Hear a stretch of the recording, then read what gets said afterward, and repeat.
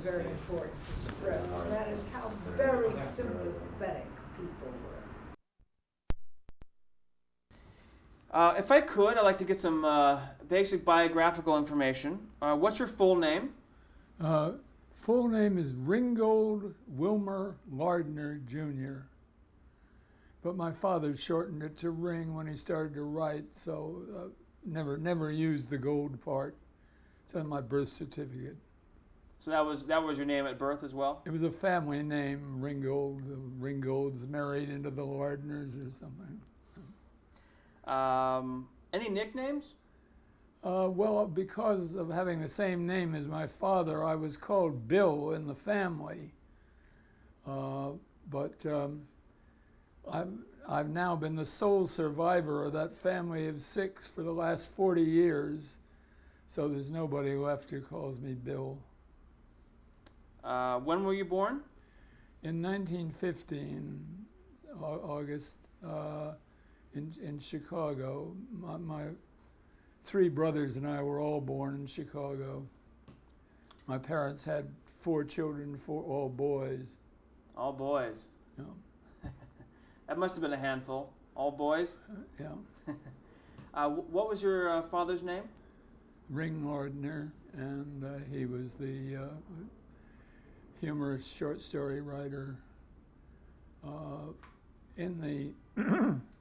When I was a child in the 1920s, his was really one of the best known names in America, because he was, excuse me, writing a syndicated newspaper column which appeared in 80 newspapers, plus a syndicated comic strip based on his book You Know Me Al about baseball. And he was starting to write short stories for magazines. So his name was very prominently displayed, very well known. What was your mother's name? Ellis Abbott. She came from a family in Indiana that had moved to Indiana from Massachusetts, where they had been early settlers in the town of Andover, Massachusetts, whereby maybe it's not just coincidence I went to school there, but. Well, we'll get to that in a second. What were your brothers' names? John, James, and David. James and David were both killed in war, and I'll come to. John died at 47 of a heart attack. Well, James and David and John seem fairly common. So you Yeah. got the ring. Yeah, well, my father said he resisted it each time, and I was called Barbara right up till the time I was born, because they had already had 2 boys. But I don't know, my mother, I guess, wanted to preserve the name, and she had been unable to on the first 2, but she got it pinned on me. What did you do? What were your interests as a child? Did you read books, listen? Well, mostly that was certainly a major interest, and also we read a lot of newspapers. My father considered himself basically a journalist. He had been a sportswriter, and then he didn't write any fiction until he was 29 years old, after his second son was born, just to try to make some money. But we all read several newspapers a day. You know, there were 6 or 7 in New York, and we were we moved from Chicago east in 1919 when I was 4, and we lived in Great Neck, Long Island, and we all read these newspapers and would discuss at lunch with my father which newspaper had the best story on which event, you know, and which was the best newspaper writing. So we were really getting an education in journalism from him. Amazing. And all four of us got our first jobs on newspapers. That was during the Depression, and it was hard to get jobs, but his name helped on newspapers. When were you first aware of your father's fame? Well, quite early, I think. Must have been when I was 5 or 6. Well, actually, he wrote a book under my name about our trip east. There had been a book by a 9-year-old girl, supposedly, who was a niece of Sir J.M. Barrie, and it was called The Young Visitors. And my father didn't really think it had all been written by her, so he pretended this book was written by me at the age of 4. It was called The Young Immigrants instead of The Young Visitors. And it contained such lines as, I said to him, we're driving in a car across the country. Are we lost? Daddy, I asked. Shut up, he explained.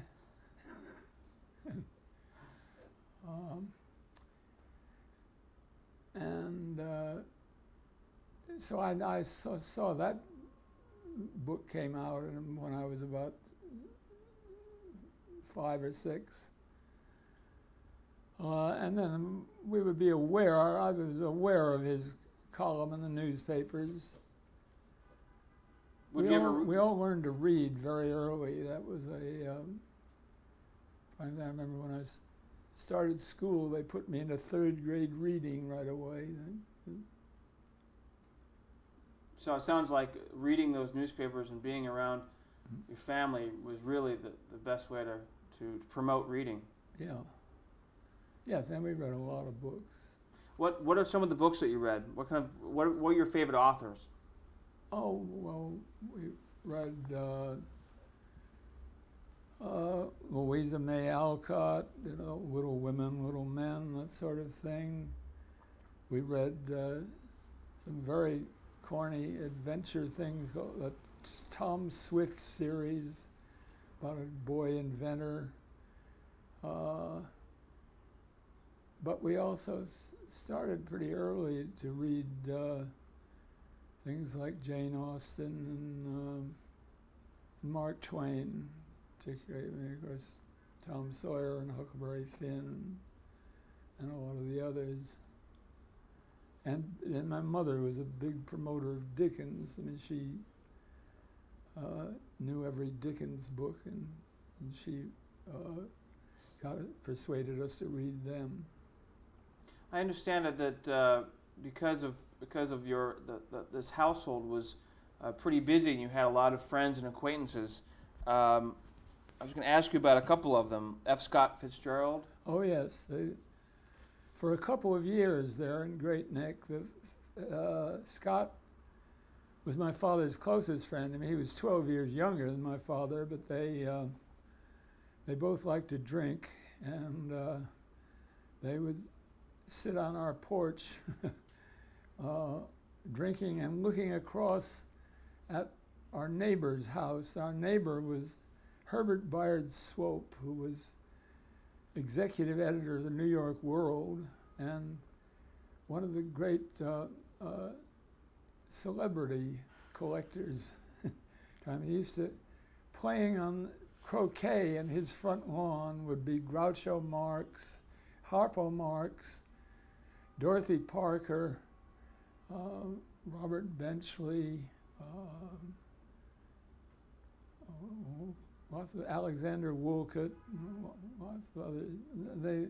Every weekend they had these people over, and my father and Scott would kind of sit there looking at what was going on over there and making comments about it, occasionally joining them. They had kind of a standing invitation to join the party when they went. Incidentally, those houses, ours and the Swopes, were on Manhasset Bay, and across a narrow part of the bay toward the beginning of it, where there was a dock on the other side, and the location was exactly that described in The Great Gatsby, where the hero was looking across to the heroine Daisy's house across it, and she was on the dock on the other side. And Scott also had Gatsby giving these big parties. Well, there was no particular similarity between Gatsby and Swope, but it was just the atmosphere in the background. Sinclair Lewis lived nearby and was occasionally around. Ed Wynn, the comic, was lived there. So did a lot of actors who were on the New York stage, and my father knew a lot of them. You mentioned the Depression earlier. How did the Depression affect your family? How did it affect? Well, generally speaking, magazine prices went down. That is what my father had been getting up to $4,000 a story, and that got tightened down during the Depression, so he had to do more work, more different kinds. But we nevertheless, they were very comfortable, and we all never went to public school. We went to private schools in Great Neck and to Phillips Academy, Andover, and then to Harvard, Princeton, and Yale. All two at Harvard and one at Yale and one at Princeton. I went to Princeton, but nobody ever finished in my family, including my father. My mother was the only college graduate. She had been in the class of 1909 at Smith College and an honor student, but no other college graduates. That's surprising. Why do you think that was? And we can talk about why you didn't, but I mean the whole family. It was kind of a restless, anxious to be doing something, and we all quit to get jobs on newspapers. And I started. Well, I had an article published in the first issue of Esquire magazine when I was 18, and it was about life at Princeton, and that and some other things I did. I wrote a Princeton Triangle show, and I've been editor of our school magazine.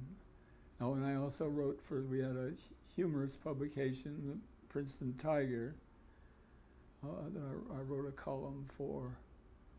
I'm saying this, what? I'm sorry. But, I mean, 'cause it was relevant to my getting my first job, was in going to Hollywood just after my 20th birthday. I was going to ask you if. Well, actually, before we finished with Princeton, I wanted to go back for a second. You mentioned that you attended Phillips Andover Academy. Yeah. What kind of interests did you have then? And was writing one of them at that point? Yes. And I was editor of the literary magazine there. So I was promoting getting other people to write things and writing pieces myself for it and editorials. I won a couple of essay contests they had at commencement. Yes, I was definitely writing. Although I wasn't sure I was going to be a writer, I also thought about being a lawyer or something. but it's what I spent most of my time doing. And then you went to Princeton University, and you mentioned your other writing activities. Why'd you decide to leave and not finish school? Well, my father had died at the beginning of my second year at Princeton, and that meant my mother's income was considerably reduced. I mean, she just had his life insurance, the income from that to live on, and so the cost of Princeton was a bigger factor than it had been, and I felt I wasn't really getting enough out of it to justify that. And as I say, my two older brothers had already left and were working on papers, and I just felt I could learn just as much reading and working. I did extract. I got my mother put up $500 for me to go to Europe the summer after I left, and I visited Nazi Germany briefly and the Soviet Union mainly, and signed up at a new school in Moscow that had been set up for English and American English-speaking students. That was the first year, summer of '34, that America recognized the Soviet Union after the revolution. And now, how did you find yourself in Moscow and then in Germany? You were just traveling? It was my intention to go to Moscow, which I was interested in. I traveled on a German boat and went through Germany and the Baltic states on my way to Moscow. What interests you about Moscow? The whole idea of socialism. I mean, it sounded like an interesting experiment, and as a matter of fact, in those days, it was. And it was really a very vivid contrast when all the countries in the West were full of unemployment and really desperate conditions, some of them in this country. In Moscow, everybody was building something, the new things, buildings going up, new enterprises being started, and a lot of optimism. That interested me. Then I heard about this school there, and a friend who had been the president of the Socialist Club at Princeton was a student there, so I stopped off to see him, and he told me it was such interesting stuff they were finding that I quit my regular travel thing within tourist and signed up as a student. What was your friend's name? I don't remember. I think I have it here, actually. Andrew, right? Well, I think I have it somewhere, but I'll mention it if I see it here. Well, what was the name of the school in Moscow? It was called the Anglo-American Institute at the University of Moscow. So there were a lot of English-speaking people? Yeah, it was all English-speaking. The Russian professors spoke different degrees of English. And so you really, it sounded like you just, you stopped there to study the culture, to study the country, to see how it was working so well, right? Yeah. Then on my way home, I stopped off in Munich for, I think, 3 weeks.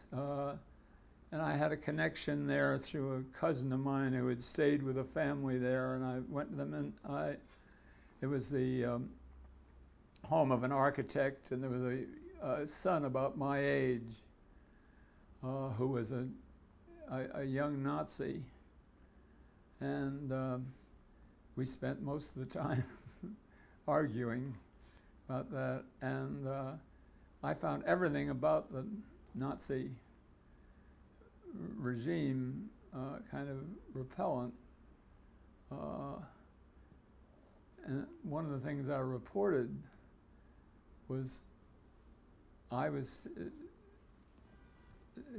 Hitler went by in a car with a lot of people behind him and other cars and people lining the streets watching.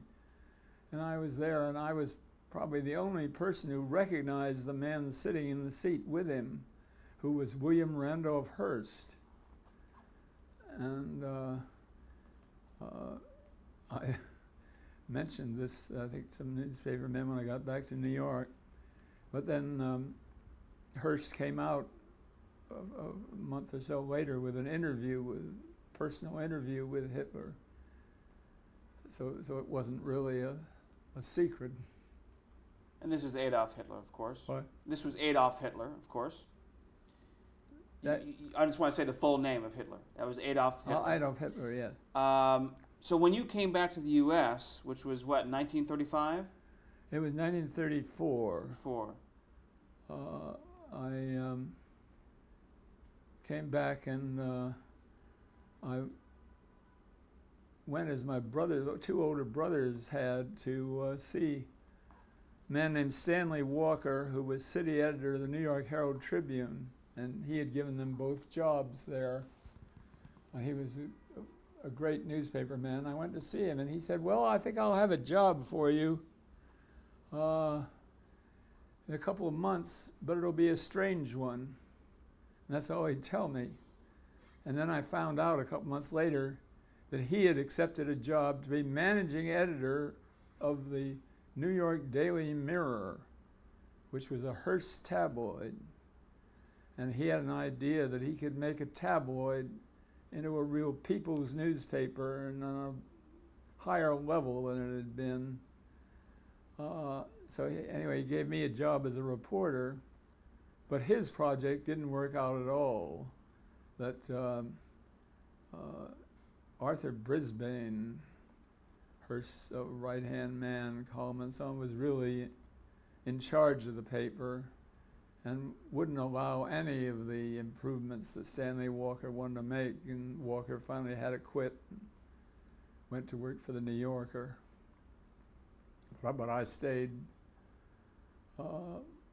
just that year, most of 1935, until just by chance I was through this former neighbor, Herbert Swope, whose son, Herbert Bayard Swope Jr., I roomed with my second year at Princeton, that I got recommended to David Selznick, who was starting a new company. He was leaving MGM and starting his own company. And there were these several published things of mine, this article in Esquire and some other stuff I'd written that he presumably looked at and thought I could be a writer. And so he offered me a job at $40 a week, whereas I was getting $25 on the Daily Mirror. And I flew out to California and the job was in the publicity department. I became the assistant to the head of publicity there. And that allowed me to spend a lot of time on sets, interviewing people. And we had some interesting actors working for him. Marlene Dietrich was one, and Frederick March, and Janet Gaynor in a picture called A Star is Born. And now, do I understand it correctly that you worked on A Star is Born? Yes. Bud Schulberg, who was a reader in the Selznick story department, and I were asked by Selznick, who didn't like the ending of A Star is Born, which was already shooting. He asked a lot of writers all over the country to think up an ending, and he chose the one that we thought up. You and Bud together, which we had Janet Gaynor, the new movie star, introduced at Grauman's Chinese Theater, an opening of her starring picture, saying, this is Mrs. Norman Maine, who was the character played by Frederick March, who had just drowned himself, who was a fading star. And anyway, the picture was remade twice, and they used the ending again both times. Fantastic. So that was your first experience specifically writing for a feature. Yeah. Describe David O. Selznick. What kind of personality was he? Well, he was a very interesting one. He made movies in an entirely different way than they're made today. I mean, he really was the auteur of any movie he had to do with.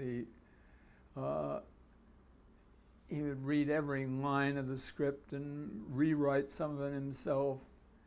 He'd tell the director what he wanted him to do, and then at night look at the rushes and decide which were good and what had to be reshot. He had to do with costumes, with sets, with publicity, with every phase of it.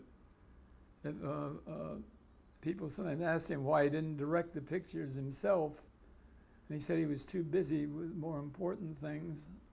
And it was easier just to tell the director what to do, and if the director didn't do it the way he wanted to do, he got another director. He did. He had several on Gone with the Wind eventually, and he was on the set some of the time just to see that things are being done right, but mostly he just sat in his office reading stuff and dictating notes. He was known as the great dictator, and my first wife was his secretary at that time, and she took a lot of dictation from him, but had never really learned shorthand, and so she just made notes and then wrote it in her own words. But the things usually said dictated but not read by David O. Selznick, and he once after she went on a train with him to New York, with him dictating all the way. When they got to New York, he bought her a present from Cartier's. It was a silver flashlight pencil for writing notes in a dark projection room. Amazing. Anyway, we were had two children, and were divorced, and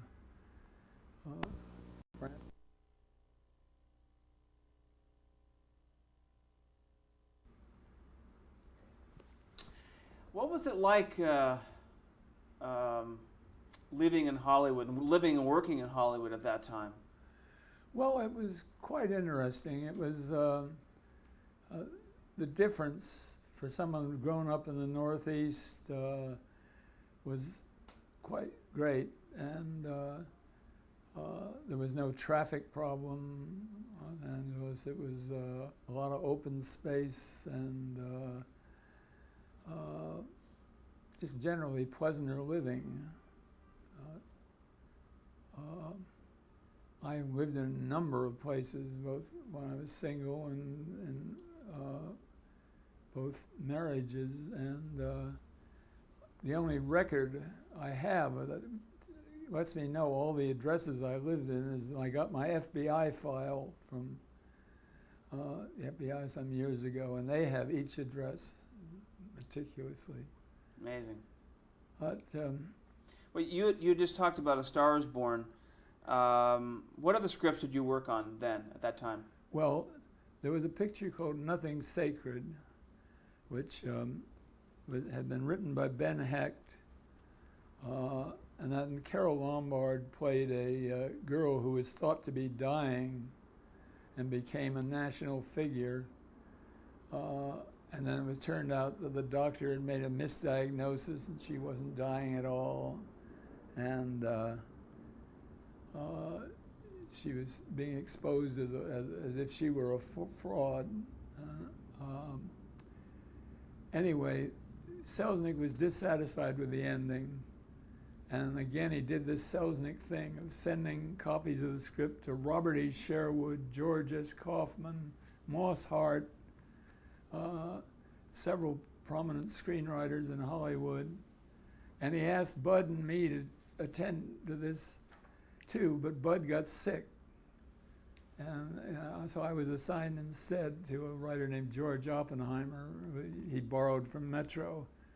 And we did come up with the ending they used. And so I was considered kind of an ending specialist, which is just pure luck because almost everything I've written since I've had trouble with the ending. But then, well, did Selznick see that and see you as a value? I mean, did he ask you to write something? yeah, he said Bud and I were taken out of the story department and the publicity department. He said, "You're writers now," and he gave us a couple of things to work on. We wrote a couple of scripts, but one of Selznick's problem was not having time to read. And I don't think he ever got through the book Gone with the Wind. And he never read our scripts. And he read the scripts that were going to be shot, but they were always by more prominent writers. So we decided that we we're never going to get anything done there, and that both of us would do better somewhere else. I got a job at Warner Brothers in the B picture department, but that didn't work out too well either. In fact, I had after that some very tough years, but then. But didn't you also become involved around the same time when you were working for Selznick with the Writers Guild? Oh, yes. Well, see, there was a lot of...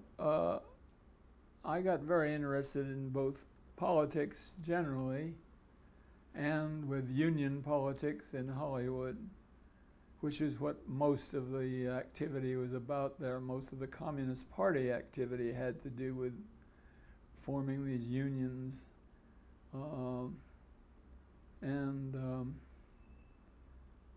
Particularly at that time, because my brother Jim, who had gone from the New York Herald Tribune to the Paris edition, the Paris Herald, had gone to Spain as a correspondent during the Spanish Civil War, and had, after a story of his was just squelched and not used in either the Paris or New York edition, he quit his job and volunteered as a member of the Abraham Lincoln Brigade, and he was killed there. And the last night the international brigades were in, before they were withdrawn, as a political gesture. So that, because I felt very strongly about Spain even before he got involved, that made me more political. And so I did do a lot of work on the Writers Guild. And it was called Screenwriters Guild at that point, right? The Screenwriters Guild, yes. And later they dropped the screen. Yeah. Right. And how did you... I became a member of the board of it as representing the younger writers, sort of. It was a very distinguished board, including Lillian Hellman and Dashiell Hammett and Dorothy Parker and Donald Ogden Stewart and Dudley Nichols and a lot of very well-known writers. And I was just a young beginner on it. But then I did get, through a very lucky break, friend of mine, Paul Jericho, had done a movie called Tom, Dick, and Harry, that had been directed by Garson Kanin. And Garson was just going into the Army himself.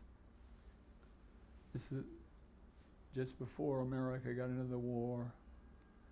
And he had an idea for a picture for Katharine Hepburn, whom he knew.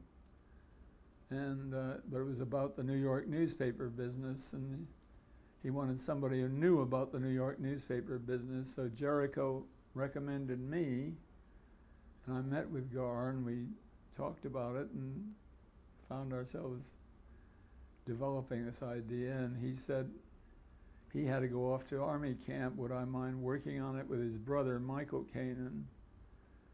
So we completed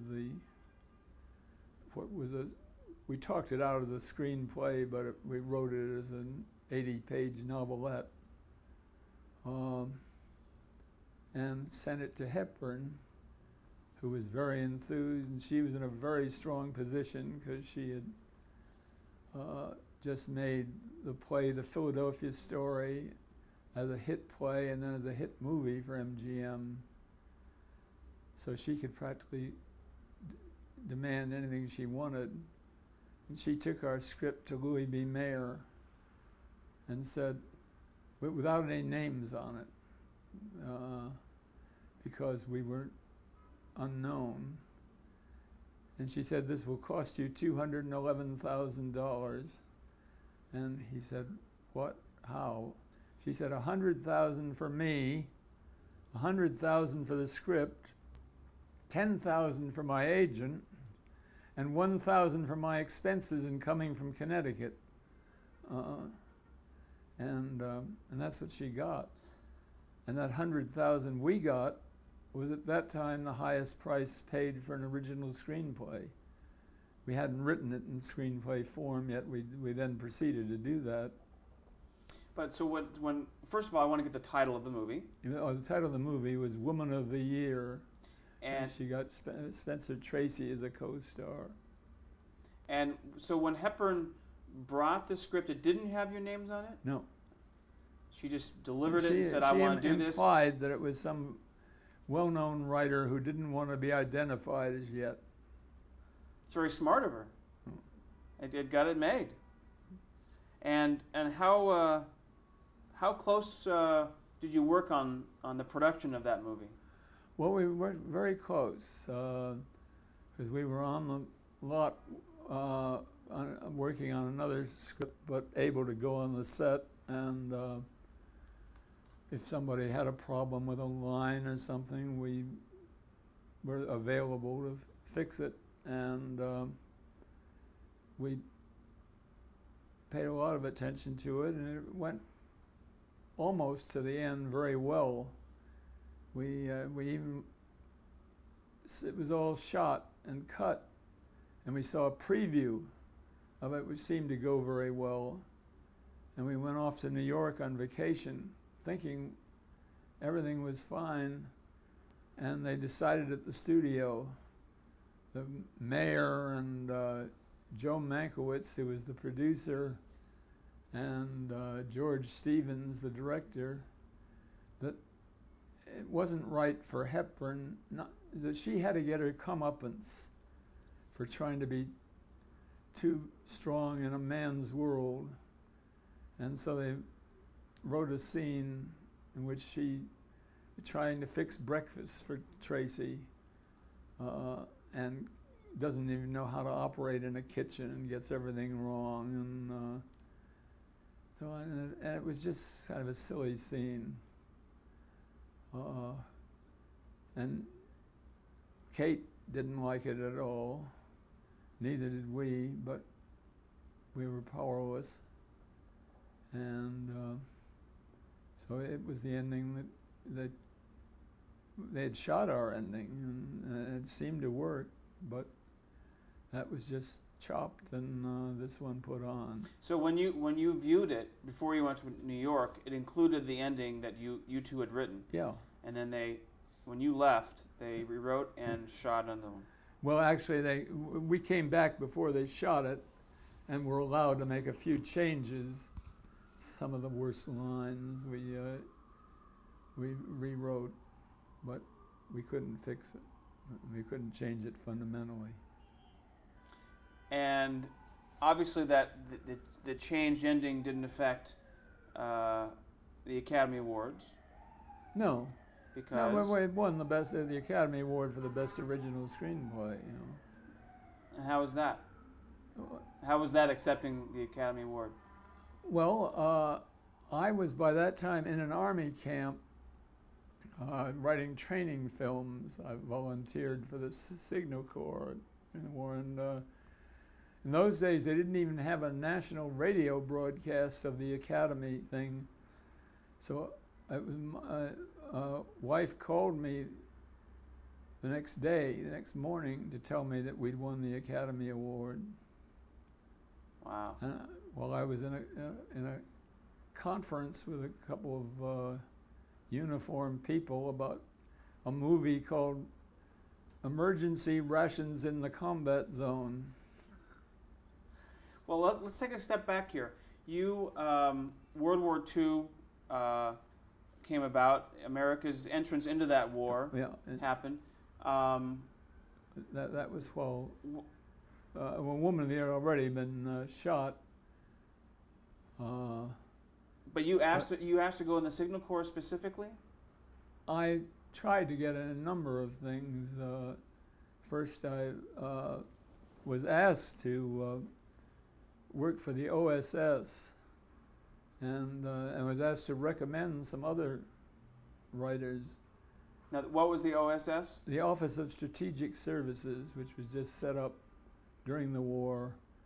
Did that later become the CIA? It's more or less it was the basis for the present CIA, and I recommended my good friend and sometime collaborator Ian McClellan Hunter, and then at the last minute we got a wire saying that Hunter should come but I should wait, and then it turned out that there had been an FBI check, and I was listed as a premature anti-fascist, which is the first time I had ever heard such a phrase, and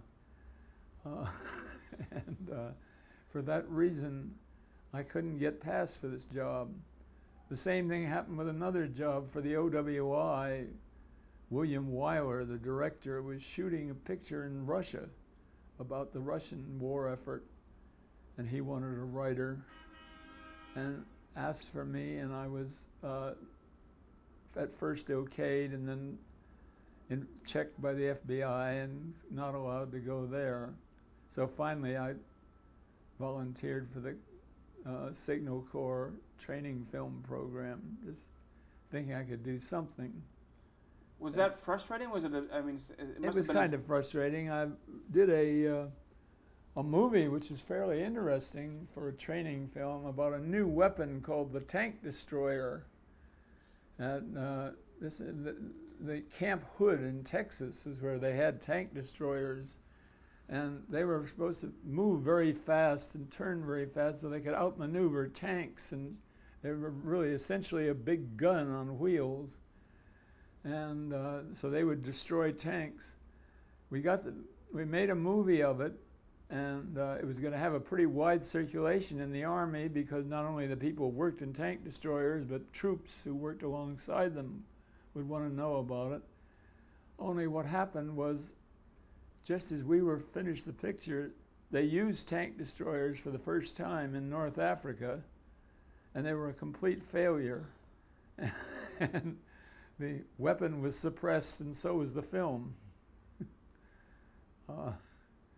So then I got switched to the Cook and Baker's School and was writing Rations in the Combat Zone. I want to clarify something here. When did Meet Mr. Christian come along? When did you do that? Those were before Woman of the Year. That was Ian Hunter and I collaborated on those. That had been a radio series with Gene Herschel. They decided to make a movie series out of it, and we wrote 2 of them. but they were very small budget, and actually the principal characteristic of Dr. Christian was that he was virtuous. And all he did, he was a good man. And it wasn't very exciting material. So the pictures were all right for a small budget, as they called them, B pictures then. So how long did you stay at the Signal Corps? Well, I had only signed up for 90 days, and I got an offer from Hollywood, from Otto Preminger, to work on a picture about the rise of Nazism, based on the diary of an American ambassador to Germany, William E. Dodd, and his daughter Martha Dodd's book called Through Embassy Eyes. And this was to have the Reichstag fire trial and the whole way in which Hitler got to power. And it seemed to me that was doing more for the war effort than the rations in the combat zone. So I agreed to do it. And that was successful in the sense that Preminger and I got along very well and worked subsequently together. But Darryl Zanuck of 20th Century Fox had made a picture about Woodrow Wilson. It's called Wilson, and he had said, now if this doesn't make money, I'm never going to make a picture about public affairs again. And Wilson was a flop, and he liked our script. He sent it around to other producers at the studio, and he offered me a contract at a raise in salary, but he wouldn't allow Otto to make the picture. So, well, describe Otto Preminger. Well, Otto was a remarkable man. He had originally been although I think he first got a law degree, but then he was an actor in Austria, and he had his own theater in Vienna, and was doing very well there. Was in movies, but then when Hitler threatened Austria and was going to move into Austria, Otto, as a Jew, and his brother Ingo, who later became my agent and close friend, got out of the country and came to America. And Otto worked first in the New York theater. He did some acting and some directing there, and then went to Hollywood, where he played a part in a movie called Stalag 17, as the commandant of a prison camp where Americans were kept. And he made such a fierce Nazi commandant that it was a very effective performance. He himself was quite interesting. It was he had some respect for writers, but not for actors, although he had been one himself, and he was always critical of the actors' performances, and would get more and more so. He would say, "You didn't do that right," at the end of a take. As a matter of fact, it was terrible. I don't know what you're trying to do, sabotage the whole picture? It's terrible. And so I described this process he went through as auto intoxication. He got madder and madder. And he didn't think that was funny at first, but later on he agreed it was all right. He was a great self-promoter. He made a lot of unsuccessful pictures and still managed to get another studio or something to back him, and finally had a few successful ones.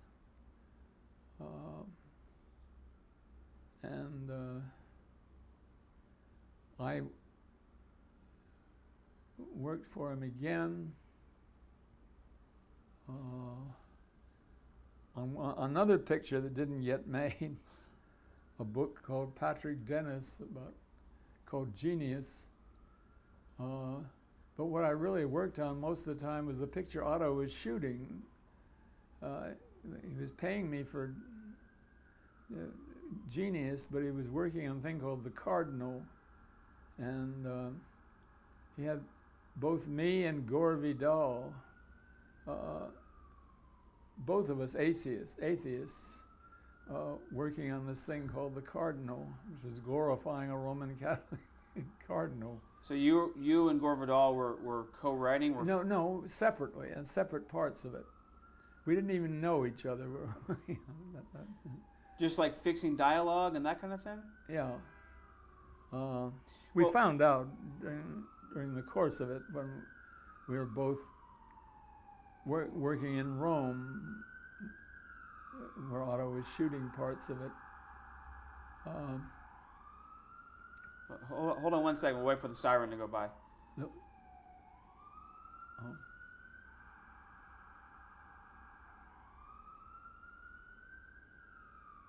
There's always sirens in New York. It's amazing.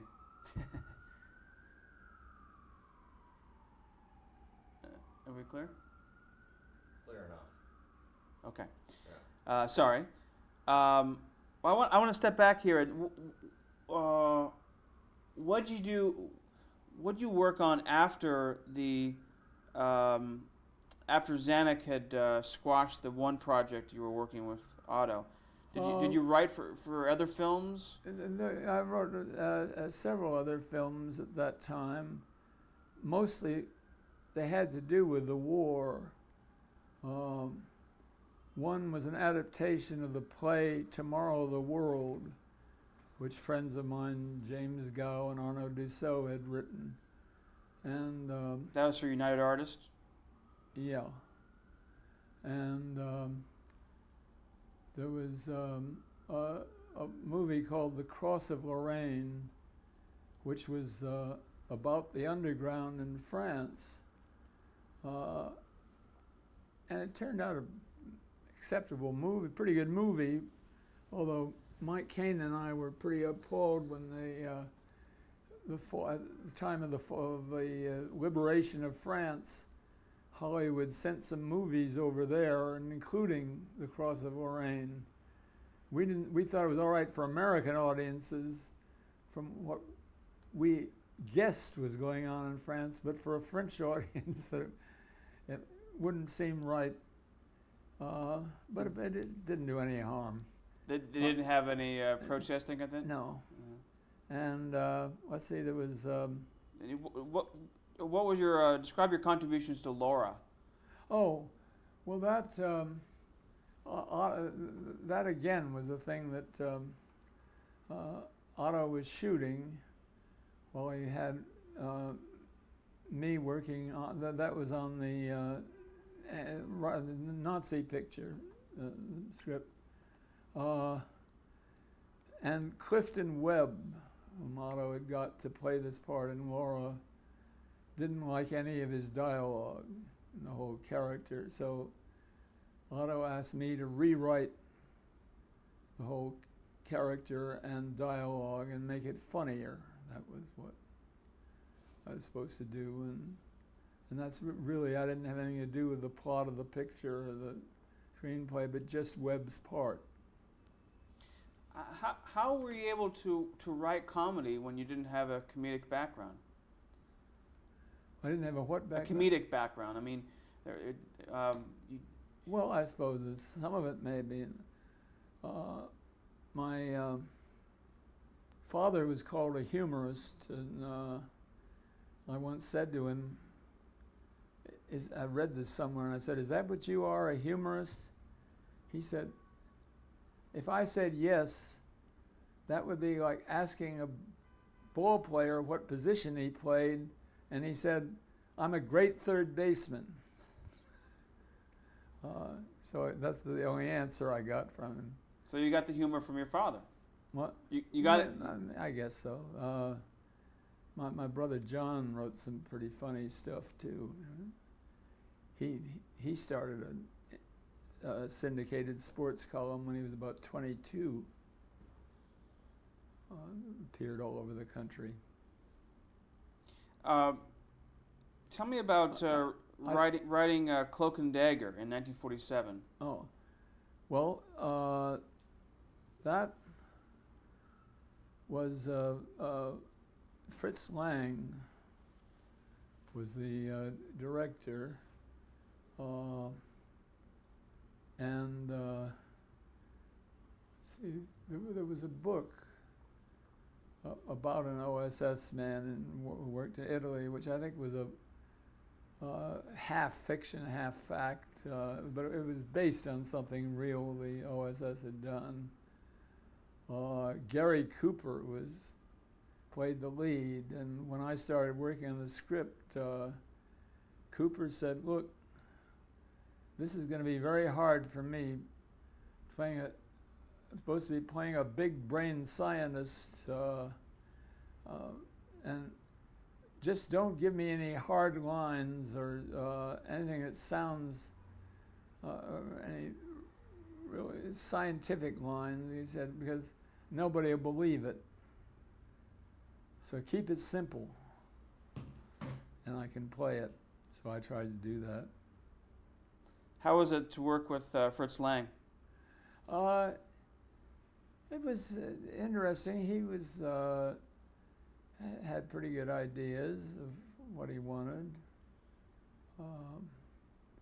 I never got very close to him. We had a number of conferences, and all very friendly. I liked him. And that movie became a box office hit? I think it did, yeah. Did very well. Mm-hmm. I want to just go back to your time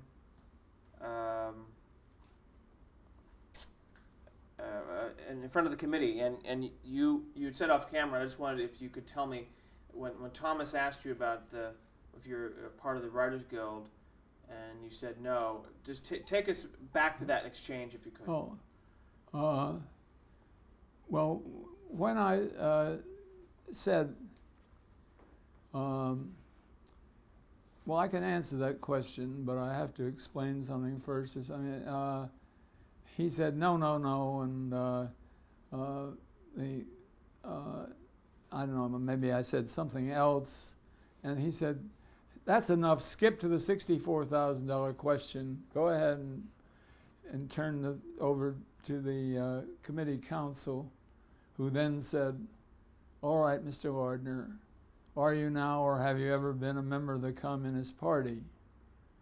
And I said, "Well, I can answer that question too, but I'd like to explain." And Thomas said, "Never mind explaining anything, you know."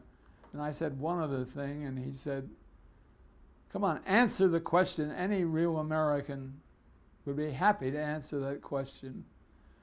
And I said, "Well, I could answer it the way you want, Mr. Chairman, but if I did, I'd hate myself in the morning." And he said, "Leave the witness chair. Take him away." And I said, "I think I'm being removed by force." And I was indeed. A couple of sergeant-at-arms or something, each one took each arm and led me off. So what happened after that? Well, this was the last day of the hearings. Right after that, I think Lester Cole also testified that day, and I think he testified after me. And then they brought a last witness. Then after that, Bertolt Brecht testified, and he was the one who had been one of the 19, but he hadn't attended all our meetings because he explained to us that he was very anxious to get back to Germany. He had been treated as an enemy alien during the war. He wanted to get to East Germany, and he didn't want to get involved in a lawsuit that would mean he had to stay in this country. So he was going to tell the truth to the committee, which was that he had never been a communist. And agreed that was okay for him to do, and so he appeared before the committee, and he was quite amusing and biting about what the committee was doing.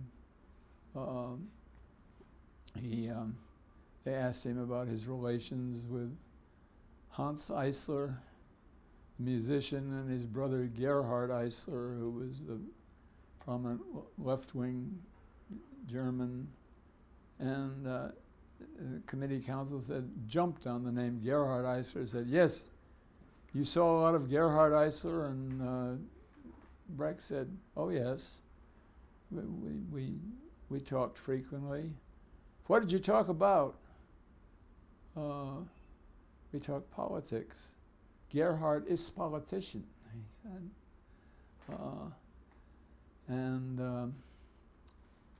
And he explained about his work in the theater and the kind of plays he wrote and his poetry. And it was quite amusing and made the committee sound silly. Then they brought a last witness who was a former FBI man who had been involved in an investigation of a conspiracy to steal the atomic bomb.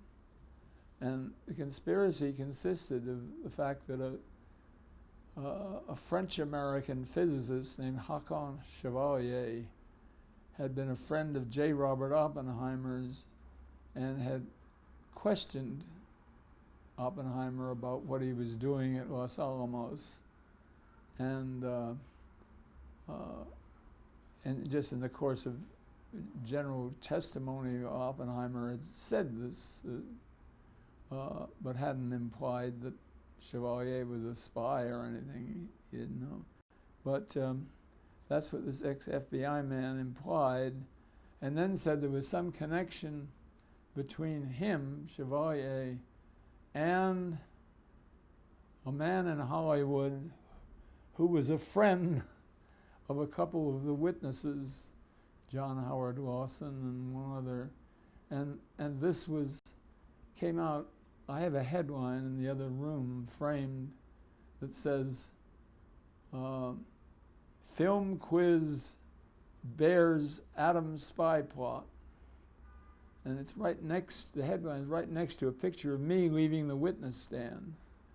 The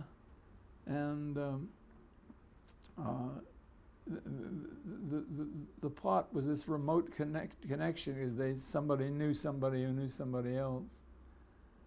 And that's what they closed the hearings with.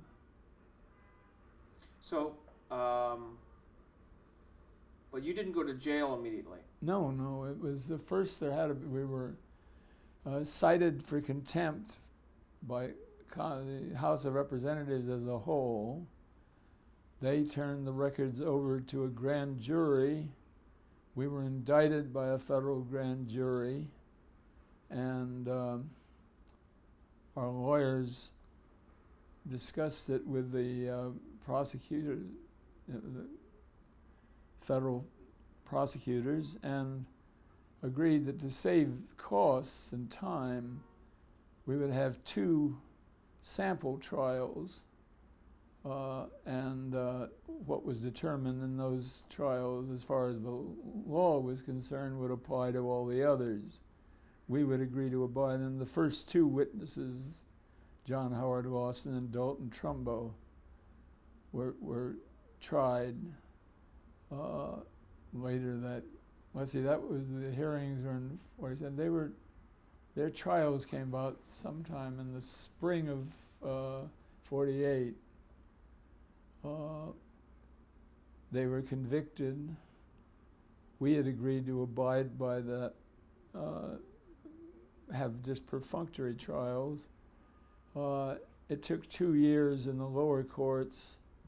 The Court of Appeals for the Federal District of Washington upheld the decision of the trial judge, which was that Lawson and Trumbo were guilty of contempt of Congress. And then it took another almost a year before it got to the Supreme Court's attention, and the Supreme Court did what it often does in touchy cases, that just said they weren't going to review that case at this time, which meant that the decision of the lower court was upheld. So it was June of 1950. By then, Lawson and Trumbo went to jail, and we all had these perfunctory trials, which just before a judge. I know I had Albert Maltz and I were tried same time before the same judge, and the lawyer who was defending us, Martin Popper, first dealt with Maltz and just told the judge about Maltz's record as a social activist, and the fact that he and Frank Sinatra had made a little movie about what it means to be an American during the war, and several things like that. And then when he was all through, the judge said, "It's interesting, I didn't know that the defendant was such a prominent citizen and so outstanding. That, I think, makes it all the more necessary for me to make an example of him." And so give the maximum sentence of 1 year, which is the maximum for contempt of Congress. And I said to Popper secretly, "Well, I guess we can skip the speech about my civic virtues." And he said, "Yeah," but I still got the year's sentence. But Herbert Biberman and Edward Dmytryk appeared before a different judge, and they got 6-month sentences. So 8 of us had 1 year sentences and 2 6 months.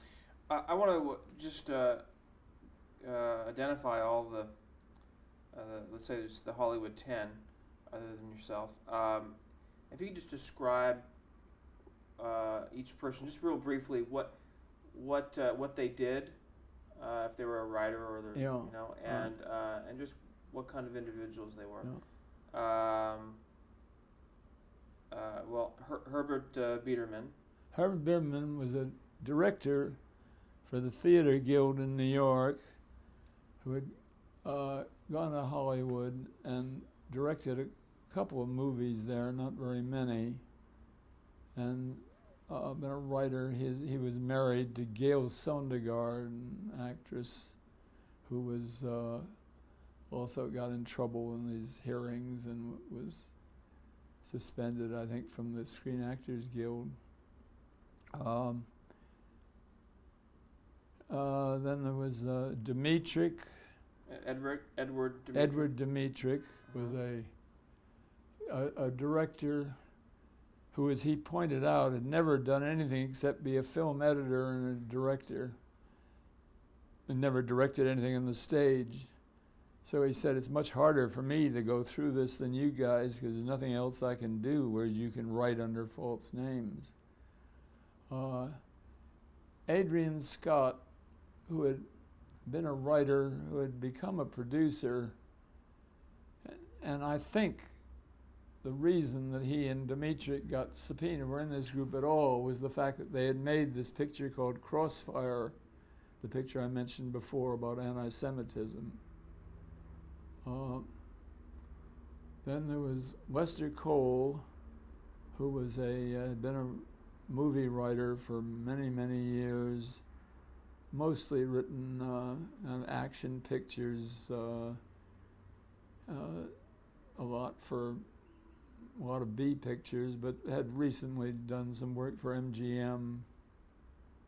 It was Dalton Trumbo, who was perhaps the best known of the screenwriters, because he was a very successful screenwriter who had, just before the subpoenas came, had signed a contract with MGM paying him $3,500 a week or $75,000 a script, whichever he chose, and he could choose what he wanted to work on.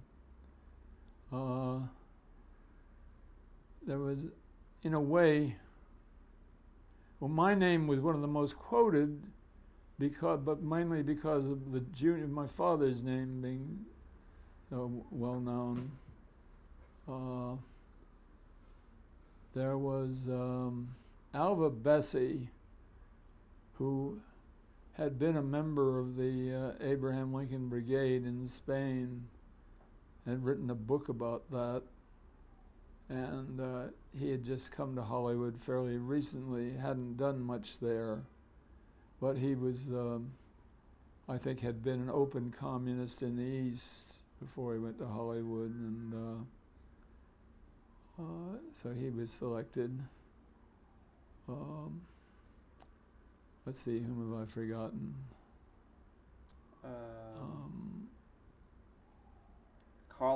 Richard Collins was part of the 19, right?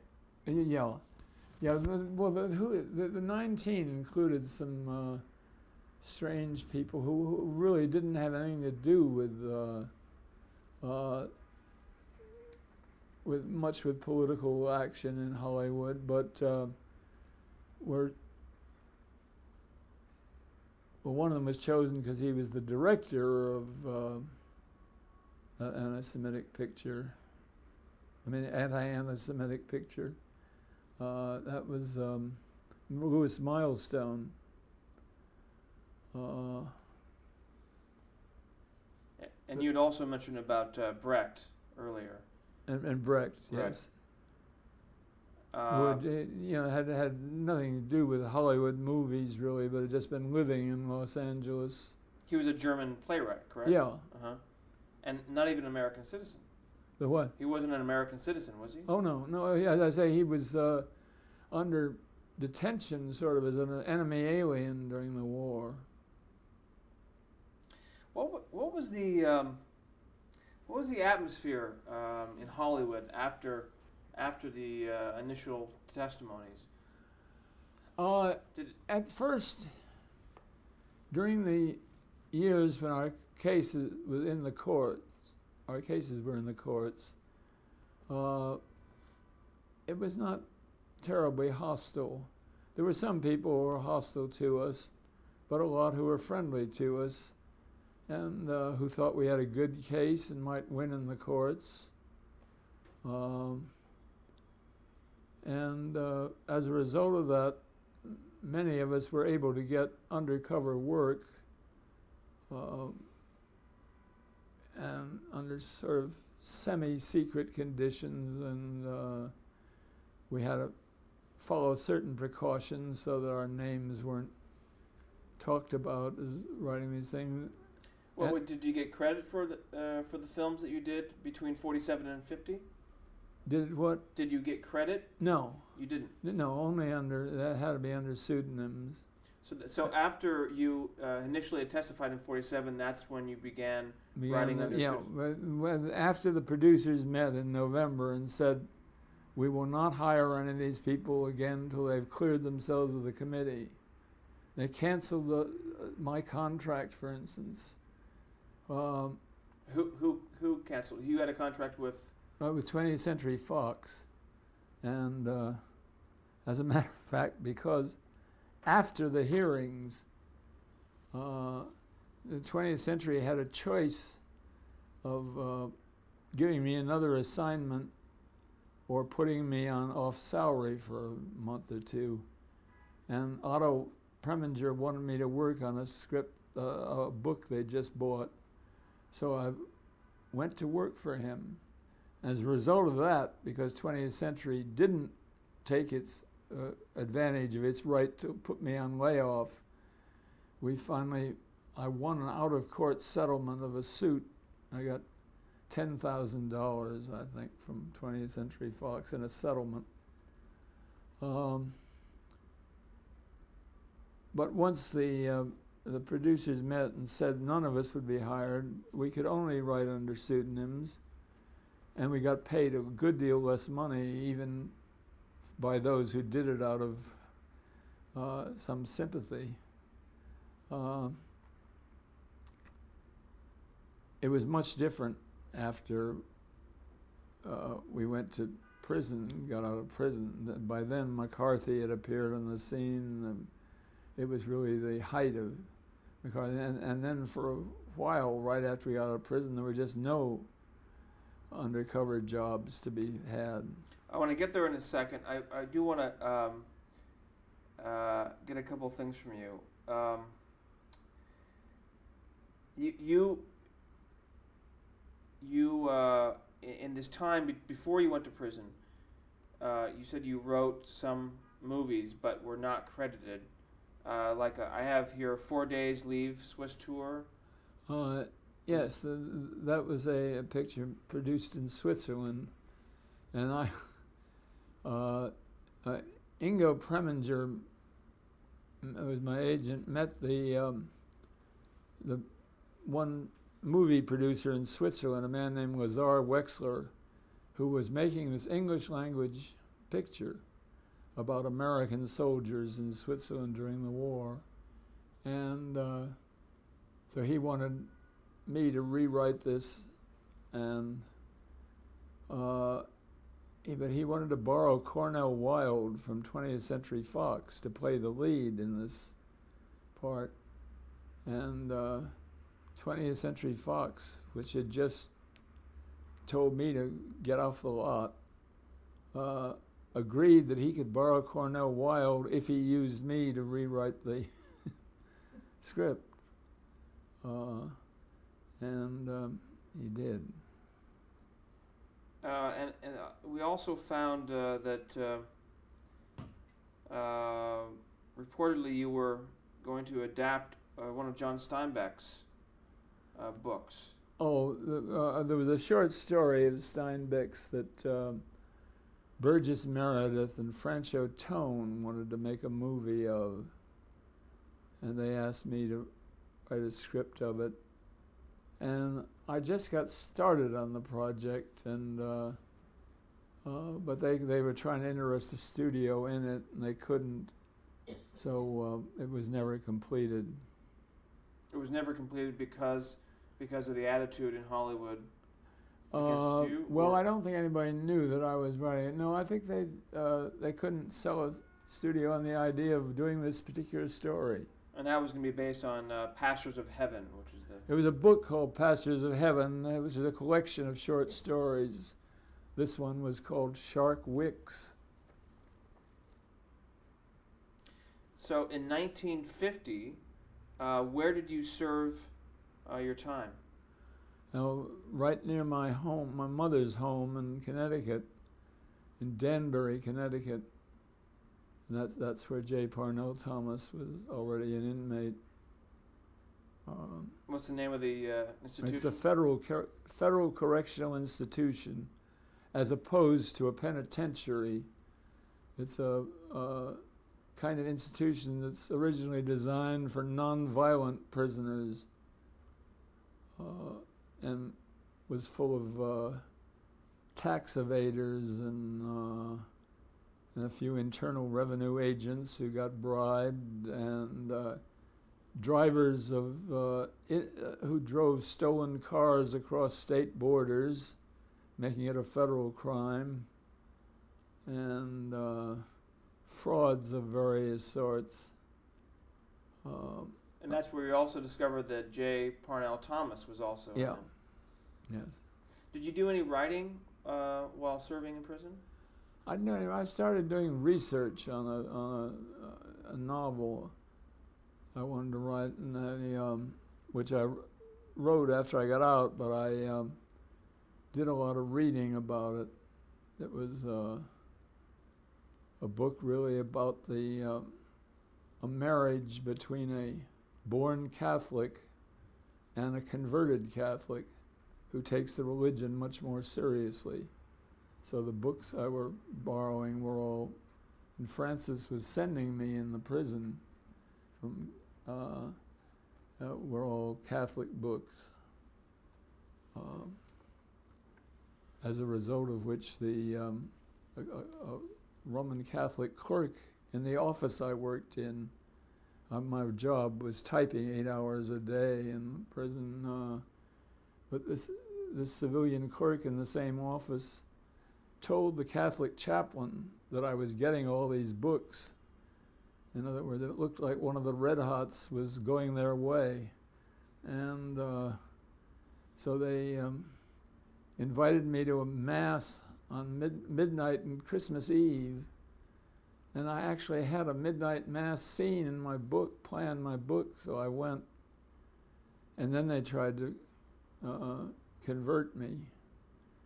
But I said it would seem like too much of a gesture trying to get parole or something to do it under the circumstances of incarceration.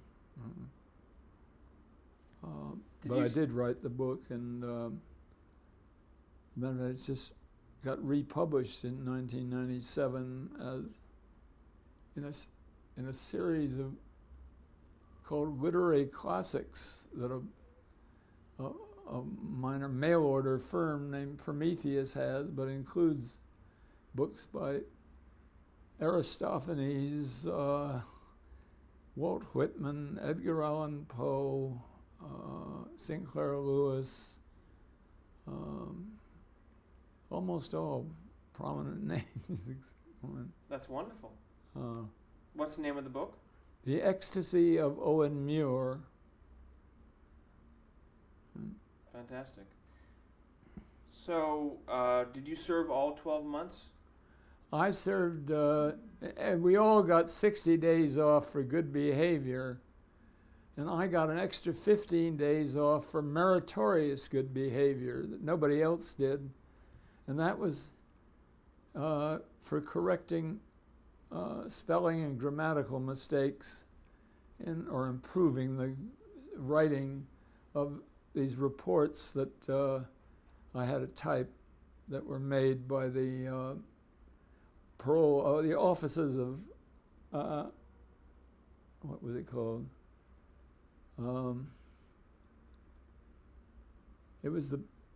Basically it was the office that prepared the history of each prisoner as he came into the prison, and it's called the Office of Classification and Parole, and also prepared the papers that were submitted to the parole board. And I had to type a lot of these things, but some of them I polished. So you mentioned earlier how when you got out of prison, the work was very thin. Hollywood. Yeah. That for the first couple of years, it was quite a few of us went off to Mexico because it was cheaper to live there. And I was writing this book, and that was, the Dalton Trumbos and some other blacklisted writers, the Ian Hunters and Hugo Butlers and Albert Maltzes and Gordon Kahn, all were living in Mexico.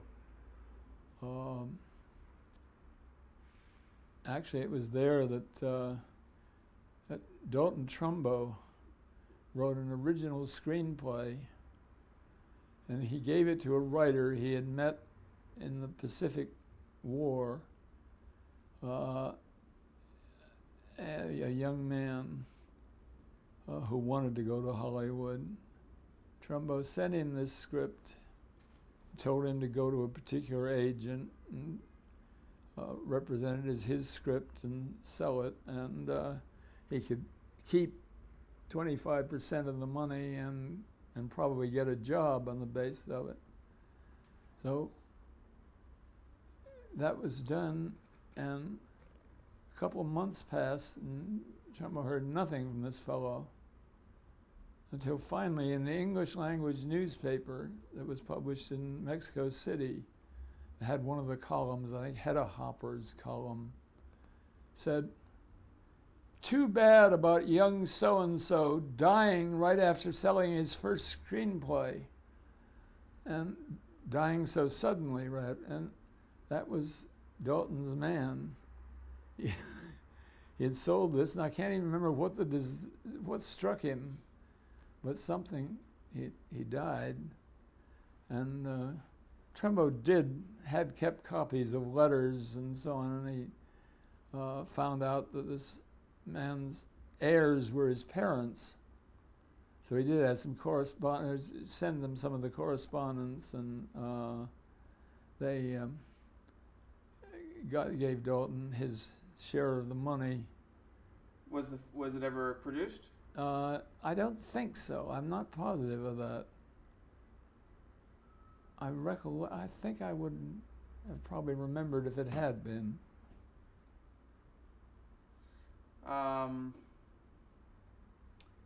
So next comes television, and I haven't asked you yet if you remember the first time you saw television and what you thought of it.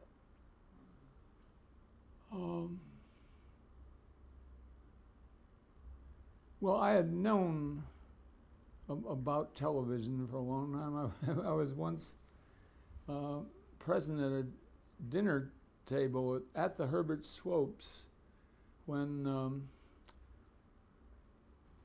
man who was head of RKO, I think, said,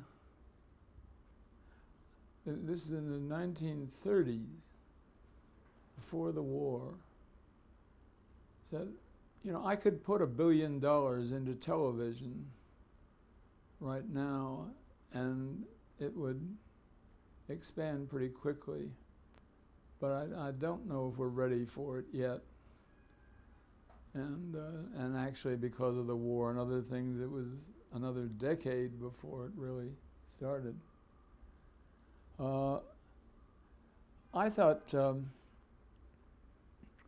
television was quite a promising medium. I didn't foresee all the ways it could work, and we didn't know anything then really about being able to have simultaneous broadcasts in different parts of the country.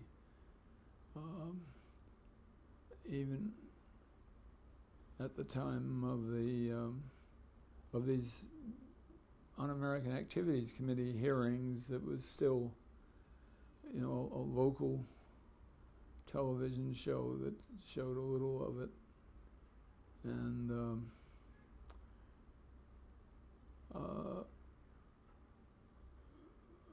and most of the work in which I got at all involved was films made for television. Well, had you gone to the 1939 World's Fair in New York? Necessary what? Did you go to the 1939 World's Fair in New York? Yes, and I think there was an exhibition of it. By RCA, David Sarnoff yeah. had introduced television. It was Sarnoff I was talking about. I couldn't. Oh. Remember. It was. I said RKO. I meant RCA. Yeah, it was Sarnoff who said I could put $1 billion into television. This was some years before the World's Fair. I was impressed partly by the I, first person singular. And that's David Sarnoff, General David Sarnoff, who was the chairman of RCA and who later created NBC network. Yeah. So how did you come to write for television? Well, I started writing this book in Mexico, and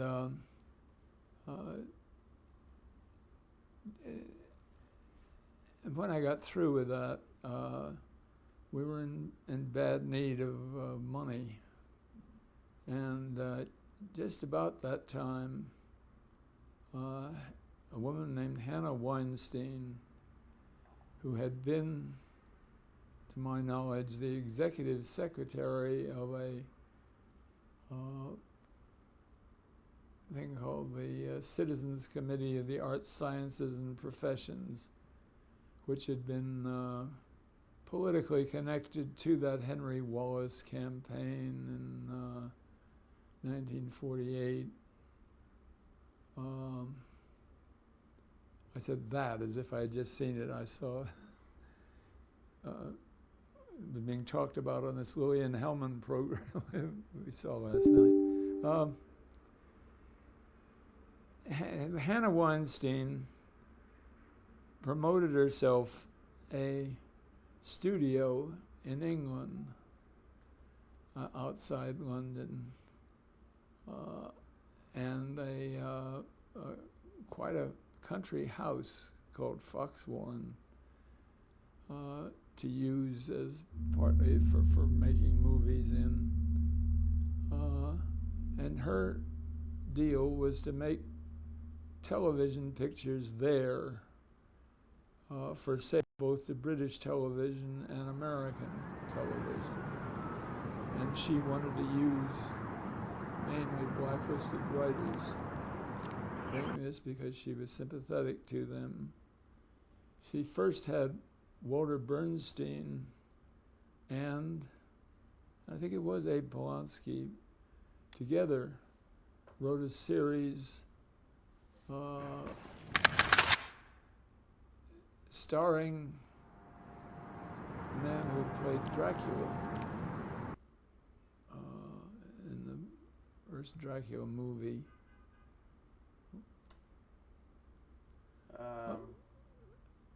But in this series, he played a Scotland Yard officer, inspector, somebody.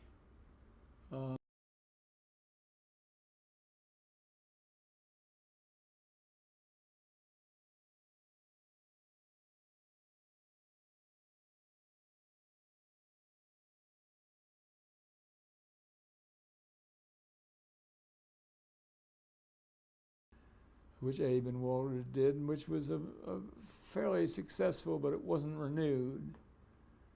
And then they got involved in something else, that series You Were Here, the historical series. But she decided she wanted to do a series about Robin Hood. And she approached Ian Hunter and me about doing it. Doing a pilot film, and Now, was she American? yes, And so she was American, and I don't know. She found it was cheaper to produce films in England than in America, and somebody was backing her, I think, with some who had money, and as I say, this one series she did was sold successfully for 1 year to a network here, and that gave her more money to go on. why was she interested in hiring blacklisted writers? Was she? Why was she interested in Well, she was sympathetic to them. She was quite to the left herself, and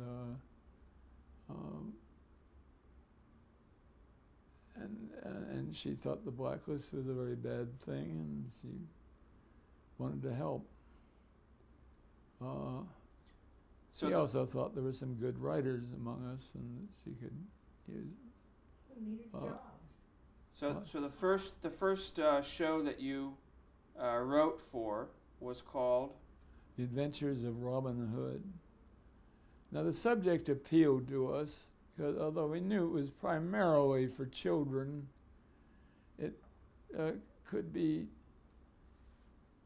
borderline get an adult audience too, and that there were many social issues you could deal with by going back to the 12th century and having a bandit as your hero.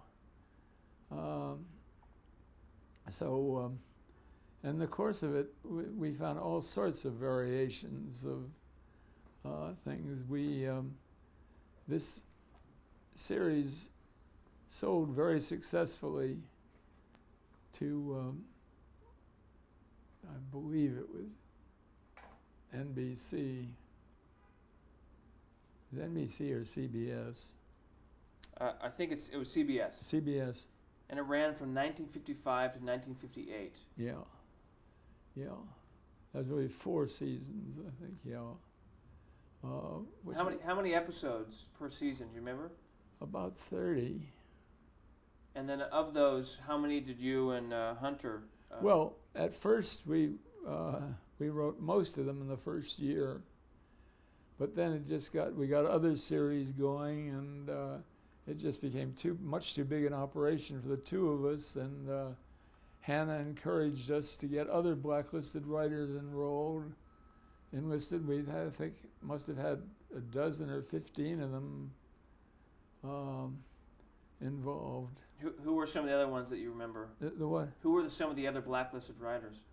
Well, there was Waldo Salt was one of the first. Paul Jericho.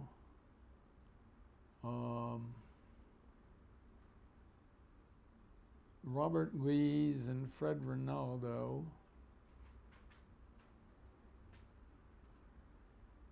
And a number of others.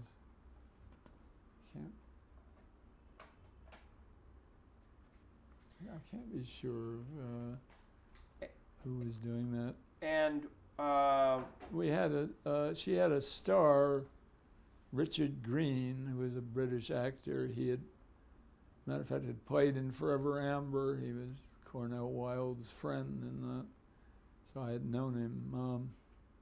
and what role did Richard Green play? What? What role did Richard? Oh, Robin Hood.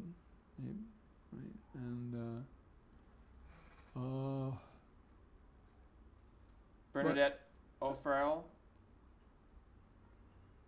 Bernadette O'Farrell was one of the other actors in Robin Hood. O'Farrell. And Patricia Driscoll. Driscoll? I don't remember. I have here that Bernadette O'Farrell played Maid Marian from 55 to 57. Yeah. And then Patricia Driscoll played her from 57 to 58. Oh. I didn't remember their names. But What was the pseudonym that you used? well, we couldn't use. The way it worked was we got assumed names for receiving checks. You could open a bank account in that name, a savings account. If you open a checking account, you had to identify yourself in all sorts of ways, but you can open a savings account under any name. And you could also, Social Security allows writers to register pen names with their Social Security numbers. So we each had a steady name for checks. And but if you had the same name on more than a couple of scripts, then the executives at CBS or somewhere might want to see that writer. So we had to keep changing names. We didn't do it, actually. A fellow named Albert Rubin, who was Hannah's story editor and is now, I think, a vice president of the Writers Guild of America, thought up names and, in effect, used a different one on every script. Those pictures, incidentally, which ran somewhere around 25 minutes with commercials, cost, I remember, $30,000 to make, at least the first year of Robin Hood. And we got,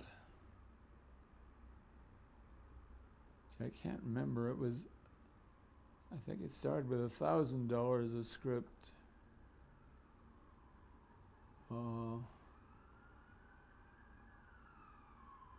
It got to be a little more than that, but nothing high paying. And I don't know what Richard Green or the other actors got, but I know the total budget was $30,000. How did you get the material to the producers? We simply by mail. Hannah would have liked us to come over there and work, But although I had gotten a passport before we went to prison to go to Switzerland, now I couldn't get a passport. Neither could Ian at first. After a few years, he was able to get one. And then in '58, there was a Supreme Court decision in the case of Rockwell Kent, who'd been denied a passport, saying that no one could be denied a passport. So I immediately went up.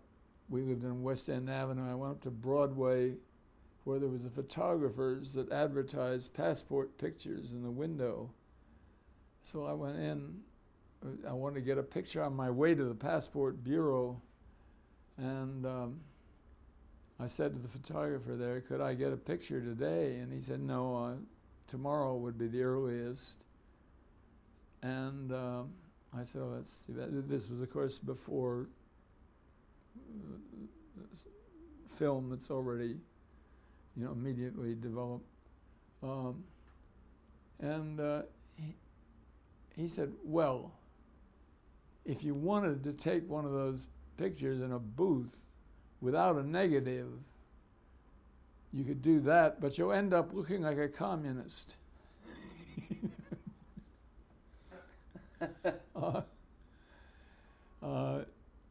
So I think I got one of those.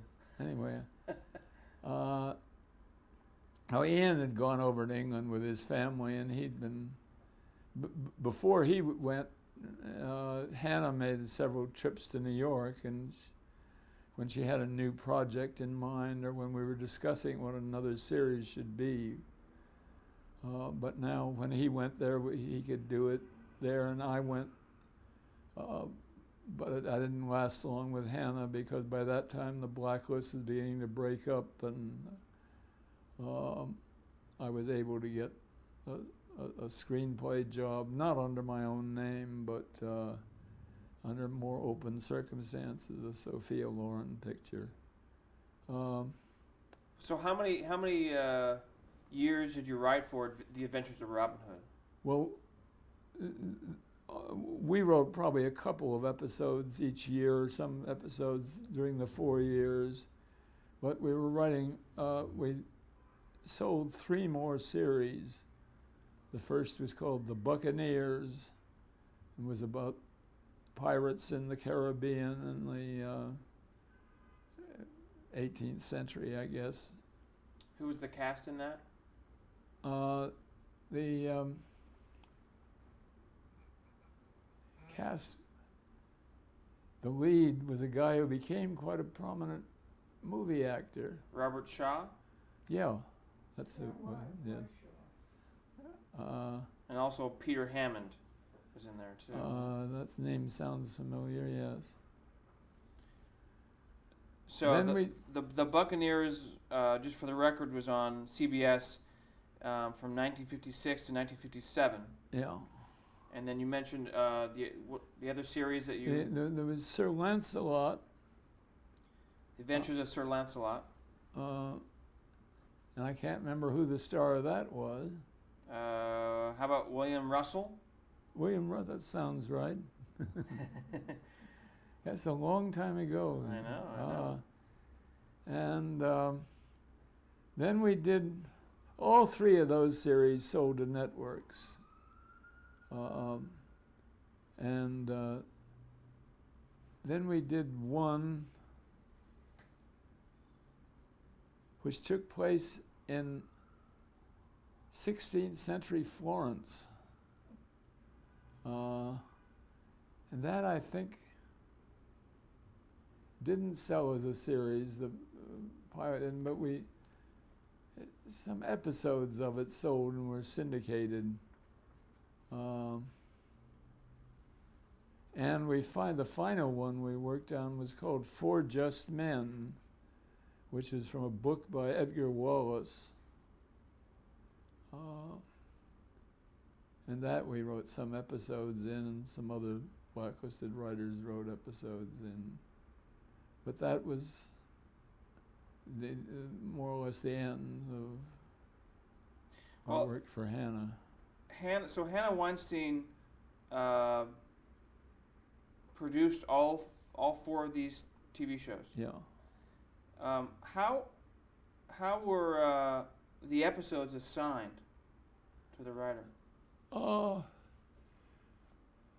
Well, it became fairly loose. I think Al Rubin made a couple of trips over, and here he was working in London with Hannah. As a writer? No, as a story editor. And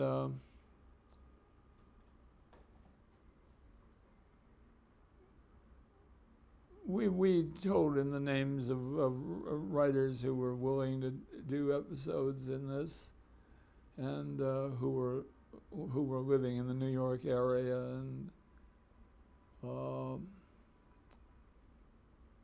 and in effect, I think Ian and I were naming who would be good for this and who should at least try an episode.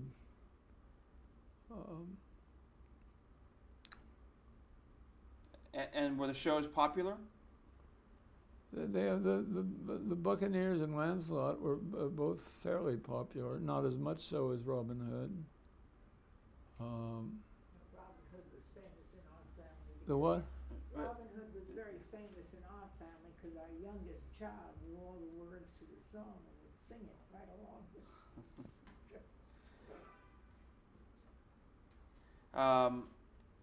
Incidentally, our youngest child at the time, our two older children that were living with us, knew that I was writing Robin Hood, but the 6-year-old couldn't be trusted with the information because he might mention it at school. So he was not told the first year or two, although he watched the program. That must have been hard, huh? Not to tell him? Yeah. Describe for me the attitude in the 1950s regarding the blacklist and regarding what we now call McCarthyism. Yeah. Well, it was at its worst when we got out of prison. Not long after that, the Army McCarthy hearings started, and what's in the lawyer Joseph Welsh started speaking up to McCarthy and and accusing him of terrible misrepresentation, and then that was the beginning of the downfall of McCarthy, and so I'd say that that year, 53, 54, was probably the worst, or that is 52, 53, and that it gradually got better during the 1950s, so that by 1960, Otto Preminger was able to announce that Dalton Trumbo had written the picture Exodus, and Kirk Douglas announced that Dalton Trumbo had written the picture Spartacus. That still didn't end the blacklist. Otto then, in 62, announced that he had hired me for this Patrick Dennis book Genius I mentioned. And we got a good script out of that, but he said he didn't want to make the picture unless he could get Laurence Olivier or Rex Harrison or Alec Guinness to play the lead, which was of a kind of mad British director. And he couldn't get any of them available, so he never did make the picture. When Dalton Trumbo was given credit for Spartacus, was that a significant time? Was that a significant moment? Yeah, well, I think the Exodus thing came first, actually. But although Kirk Douglas argues about it, I wrote an obituary piece about Trumbo and mentioned Exodus as the first, and immediately got a phone call from Kirk Douglas saying he had decided to put Trumbo's name on, but the picture hadn't been ready for release, and so Exodus might have been the first to have it, but his was the first decision. Did you see Edward R. Murrow's See It Now program regarding Joseph McCarthy? Do you remember that? I'm sure I did, yes. Yes. Anything stand out? I mean, did you watch the hearings, the Army McCarthy hearings, and what did you think of all that? Well, I thought it was good that some of that McCarthy was being exposed somewhat. And that was really the beginning of his end.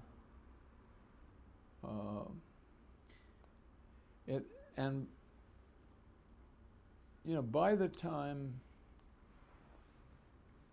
sometime during the 60s, it got even better, so that when I won a second Academy Award for MASH in 1970, there was more applause than there usually is for a writer's award. And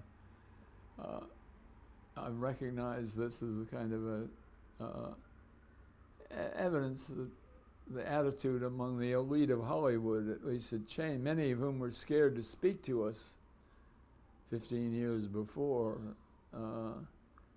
were now treating it almost as an honor. And then, since then, developed even more in that direction, so that they had this 50th anniversary thing in '97, which was, almost everybody participating in. Well, you said afraid. Are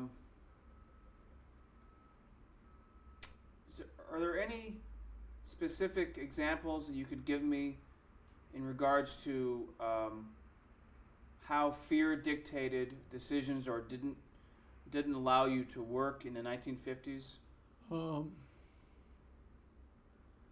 Well, as I said, when we got out of prison, there just were no offers.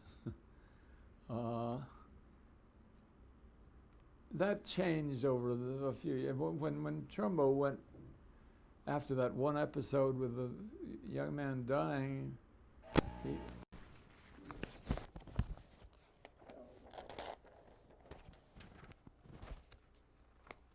were supposed to do the television show, but you didn't. Right.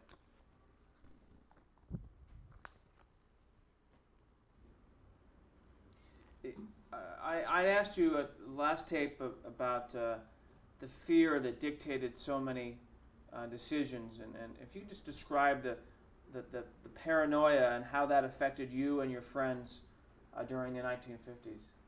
Yes. Well, paranoia is the right word for it, because it was extreme, and it was based on very little anything to do with fact.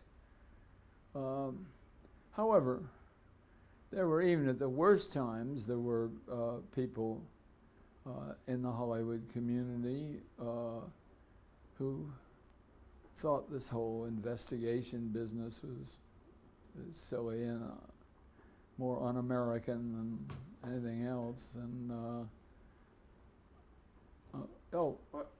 Francis. Oh, you just stopped? There were,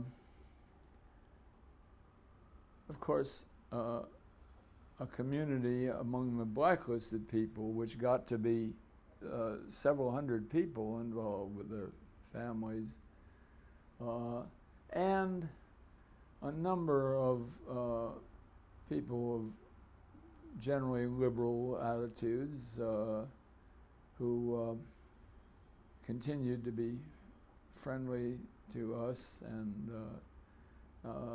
and supported what we were doing.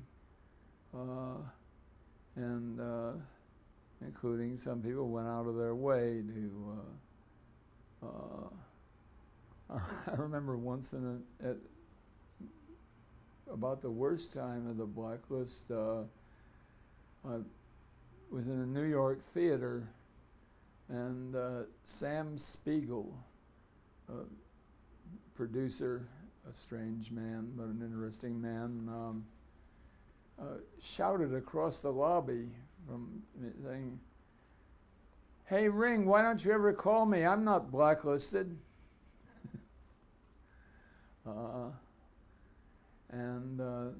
So he was one of the friendlier people. Then this paranoia did diminish during the 50s and 60s.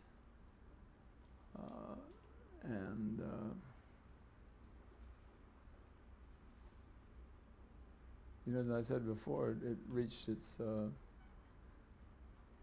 one stage with the applause for my second Academy Award, and then 25 years later, it's a much more developed stage with the whole 50th anniversary. Well, is it true that the first writing credit you got since the blacklist was the Cincinnati Kid? Yes. And you co-wrote that with? Well, I actually, there was no collaboration. What happened was I wrote a script from the book. I worked with the guy who was going to direct it. In fact, we had a meeting with all the actors who had been cast sitting around a table reading the script.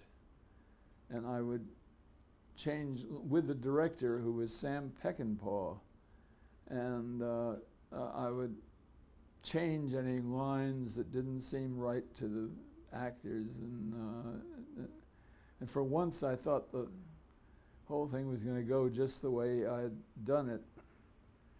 I went to New York again and heard a few days later that the producer had fired Peckinpah and had hired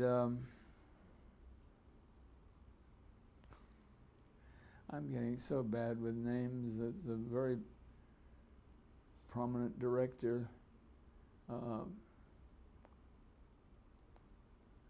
That's not Terry Southern, is it? What? Terry Southern?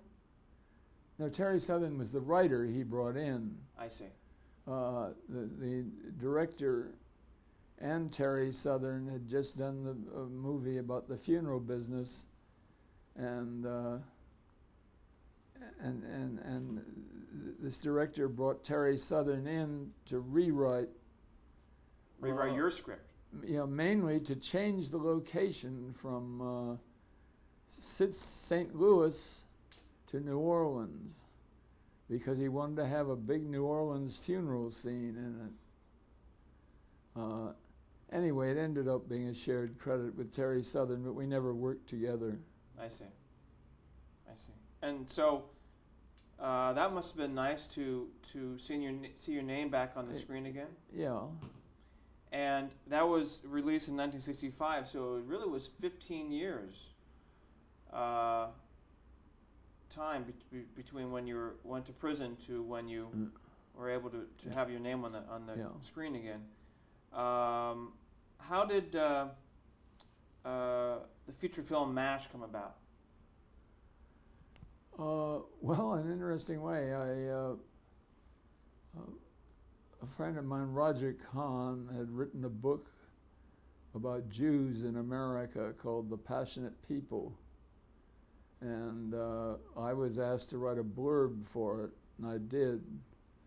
And the publisher liked my blurb so much that they thought I was a great blurb writer and sent me a copy of the book MASH, which they were about to publish, which was written by a doctor who had served in the Korean War in a MASH unit, and a professional writer. The publisher had assigned to work with him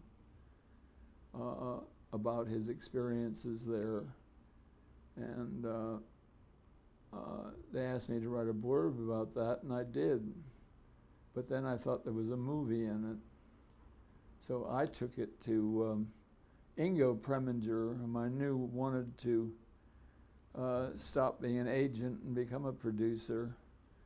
And he liked the idea, and we took it together to 20th Century to Richard Zanuck, Daryl's son, and a fellow named David Brown, who were running the studio together, and sold them the idea. And then I wrote the script there, and when we went in to sell it to them, that was the first time I had walked through a studio gate I've walked through the 20th Century Fox gate since I'd been thrown out of there in 47. Did you have hesitance about going to that particular studio? Were you hesitant about going to that studio? No. I hadn't anything more against them than any other studio. So, what were the themes of the screenplay that you felt were important to include into MASH? Well, it was what the book had was telling some pretty funny stories. Not only some of them true and some of them quite wild and would have been unsuitable for a movie. In the midst of these operations going on, and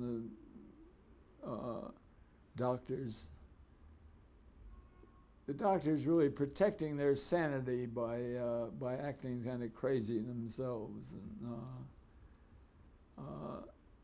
and I liked that the mixture of those two things.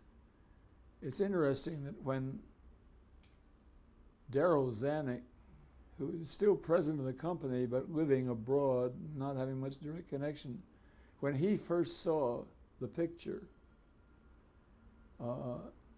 he said immediately, "We got to have this is in a New York projection room. He said, "We got to have a meeting in my office at 10 o'clock tomorrow morning. You cannot combine those bloody operating room scenes with that broad humor. It will offend too many people." And he went off with his young French actress friend. The next morning at the 10 o'clock meeting, he said, "Well, what's her name?" Well, he said her name, let's say Lisette or something. Liked those scenes. She thought they were very funny, and so maybe I'm wrong. Maybe the young people will go for this, and nothing was changed. So as I said in my memoir book, it was the first time that anybody could remember there being any real benefit from the old man's lechery. So did when Robert Altman was brought in as a director, did you work closely with him? Well, we had some. I had done a second draft, and he read that and had some suggestions, and we had a couple of conferences about it. He and Ingo Preminger came to New York, where I was, and we had conferences here. And I thought we were pretty much agreement about it. But the one time I was out in California and went on the set, as I walked on, Altman shouted out loud, "Hey, somebody find the script, here comes the writer." And so I knew this was intended for me, but and I still thought he was more or less following it, but he was actually adding a great deal to it and changing many minor things. And in almost every case, I thought, making improvements. The important thing was he had the same attitude toward the material that I did. So the changes he did make were in the same mood.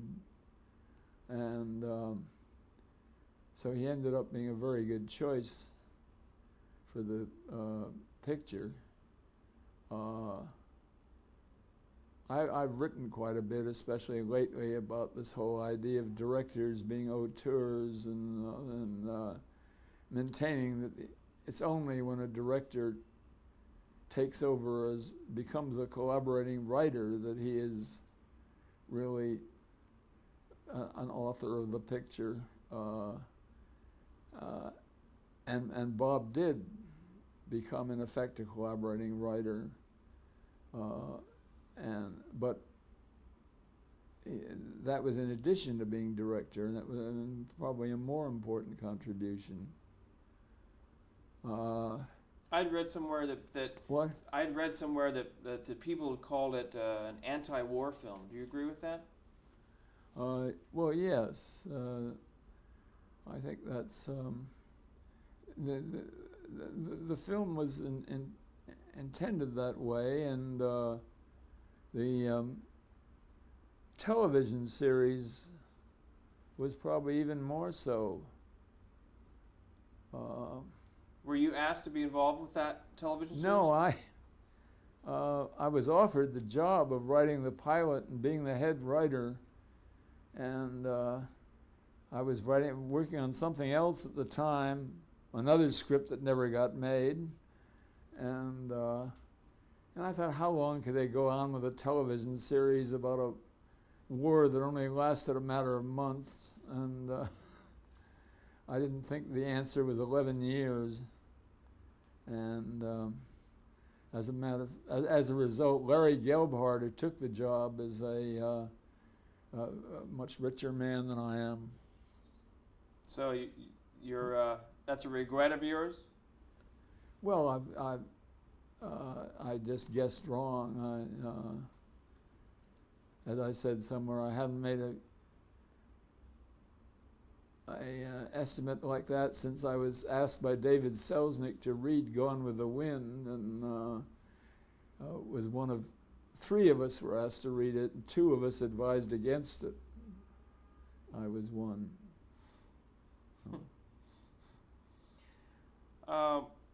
But do you think that the television series did justice to the material, to the concept? I saw very little of it, actually. I saw a few episodes, so I think it. Well, having to do a television series over 11 years, it had to depart quite a long way from what the movie had been about. Now, you had returned to Moscow in 1987. How had things changed since your first visit? Well, Francis and I went together then, and we went in the winter time, which is no time to be in Leningrad, where we were some of the time in January. But it had definitely. In the meantime, had realized a lot of the change, and had found the stuff which I had not readily believed about Stalinism at first. I'd been confronted with enough evidence to know that it was true. And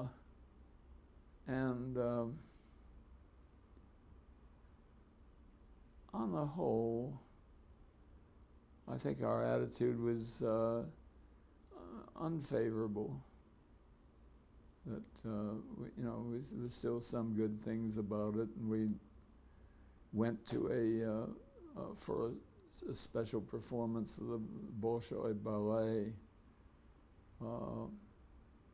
and found that interesting. But there was not nearly as much enthusiasm among the citizenry as there had been back in the 30s. Why do you think the blacklist era happened? Well, I mean, it was part of a larger thing that happened, which was the Cold War. It was the Cold War operating in Hollywood, and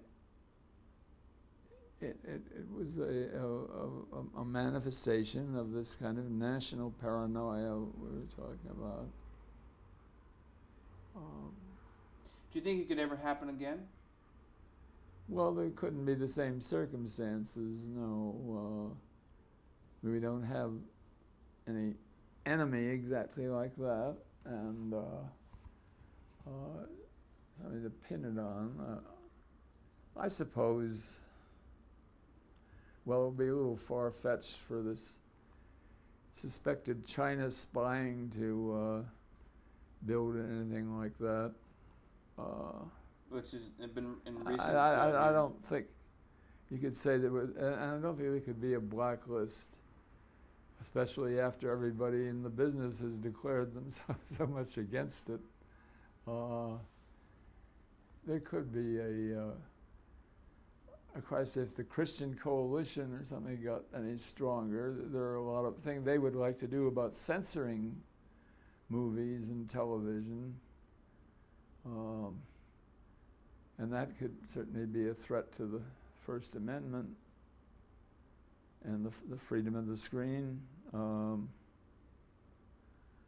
But it's not quite the same thing. Do you think the blacklisted writers and entertainers, do you think that they've been publicly vindicated? I guess vindicated, yes. Of course, many of them never got back into the industry again. Many people just found other lines of work who hadn't been as sufficiently established as writers or whatever they were before. So they got into other jobs and continued in them. So they're hardly vindicated.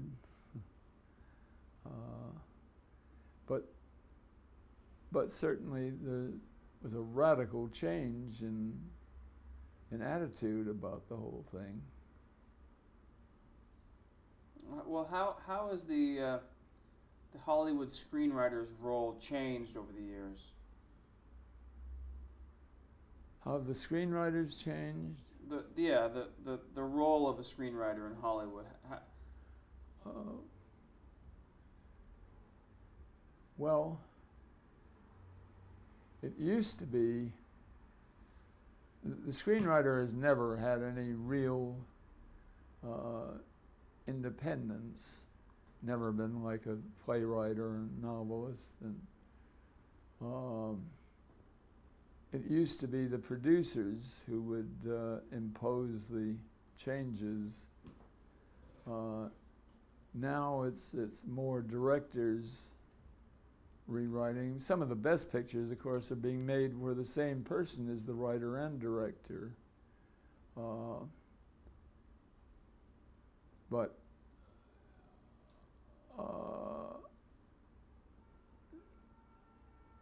the writer's work is still changed rather arbitrarily. I mean, sometimes for the better, perhaps, but so I don't think the writer has any independence, any real dignity in the medium. Last year, I was honored at a film festival, the Nantucket Film Festival, which is one of maybe the only one that pays attention to writers rather than directors.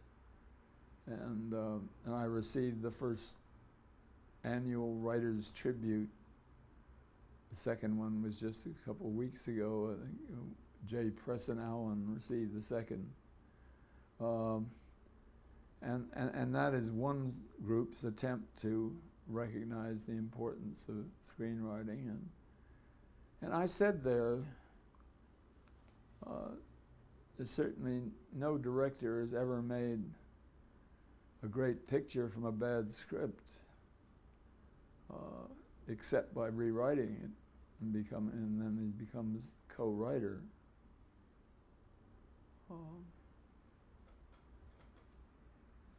So I believe the whole auteur idea is misapplied to American pictures, except in those instances where it's the same person.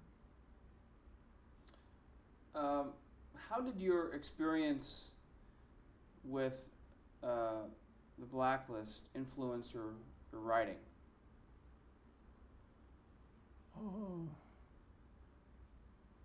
Well, I guess in a way it made me more interested in trying to write pictures with some kind of content. As a result, it was kind of an unfortunate result for me. After the success of MASH, the box office success and the Academy Award and so on, I had a great many offers again over the job, and I generally chose the ones that were the most controversial subjects, which are also turn out to be the ones that the companies are most likely to change their mind about.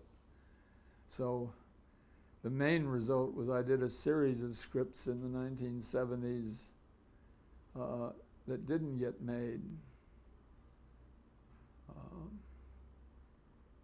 And some of them I thought were pretty good.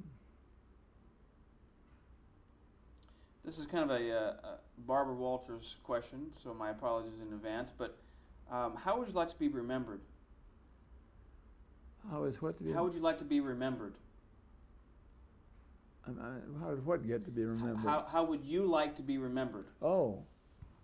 Well, I'd like to be remembered. I'm very proud of this book, The Ecstasy of Owen Muir, and I wrote a book about my family called The Lardners. I'd like to be remembered for those books and for half a dozen movies. And as a member of the Hollywood 10, I guess, which, as I say, become a distinction. I just have a couple names here I wanted to ask you about, and if there's any thoughts, just whatever comes to mind. If you want, it's either a word or a sentence to describe these people and give us an idea of what talents they brought to the table.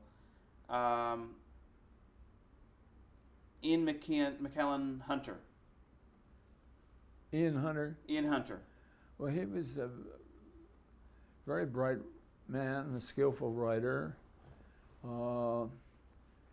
He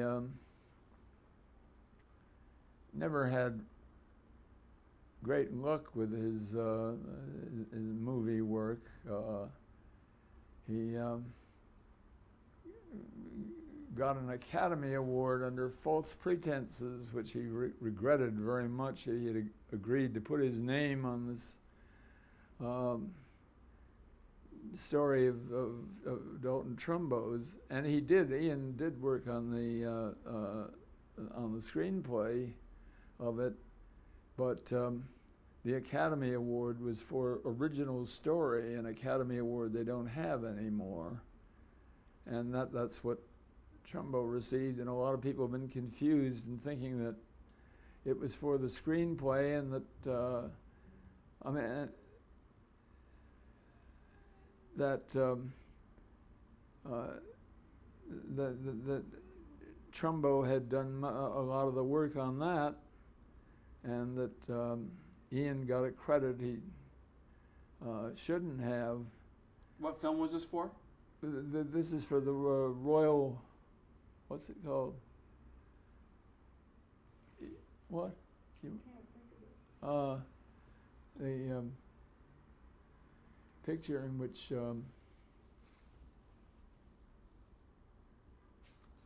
come. The Royal, what? That's okay. You'll think of it. You'll think of it. Yeah. We were just talking about it. You don't remember?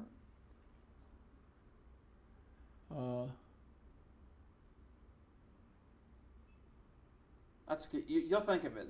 Let me ask you some other names here. Well, Dalton Trumbo. Describe him.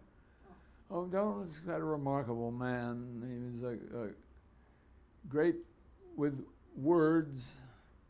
He wrote them in screenplays. He wrote 7 novels. He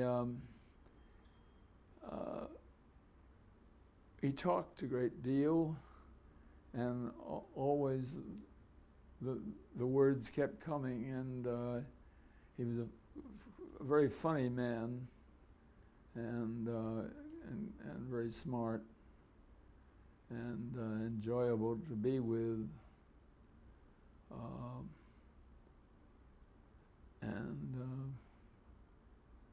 I was very proud to be his friend.